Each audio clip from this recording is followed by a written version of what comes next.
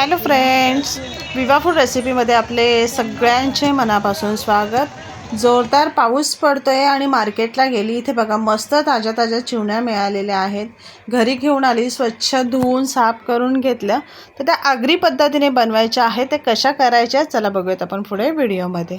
गॅसवरती पातेला ठेवलेला आहे आणि त्याच्यामध्ये तेल टाकून घ्यायचं आहे। इथे मी 1.5 पळी तेल टाकून घेतलेलं आहे। तेल आपल्याला चांगलं गरम करून घ्यायचं आहे। तेल चांगलं गरम झालेलं आहे। आता त्याच्यामध्ये लसूण टाकून घेऊया।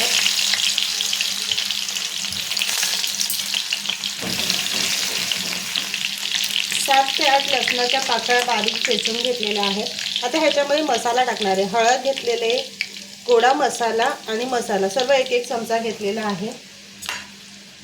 हे टाकून ह्याच्यामध्ये मिक्स करायचं आहे। तुम्हाला तिखट हवे तर तुम्ही मसाला वाढवू शकता। आलं, लसूण, मिरची आणि कोथिंबीरची पेस्ट हे सुद्धा टाकून ह्याच्यामध्ये मिक्स करायचं आहे। आणि ह्याच्यामध्ये आता आपण चिवण्या ज्या स्वच्छ धुवून घेतलेल्या आहेत त्या टाकून घ्यायच्या आहेत।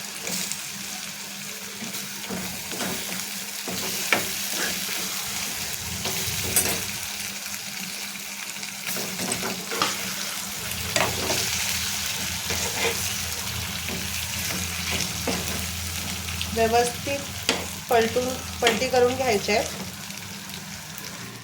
व्यवस्थित मसाल्यामध्ये अशा घोळून घ्यायच्या आहेत आणि 2 मिनिटं असेच ठेवून द्यायचे आहेत त्यांना।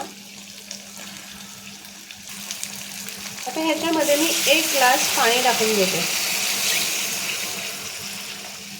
आता छान गदगदून उकळ आणून घ्यायची आहे। मस्त गदगदून उकळ आलेली आहे। आता ह्याच्यामध्ये चवीप्रमाणे मीठ टाकायचं आहे आणि इथे बघा मी कोकम घेतलेले आहेत। हे कोकम ह्याच्यामध्ये टाकून घ्यायचे।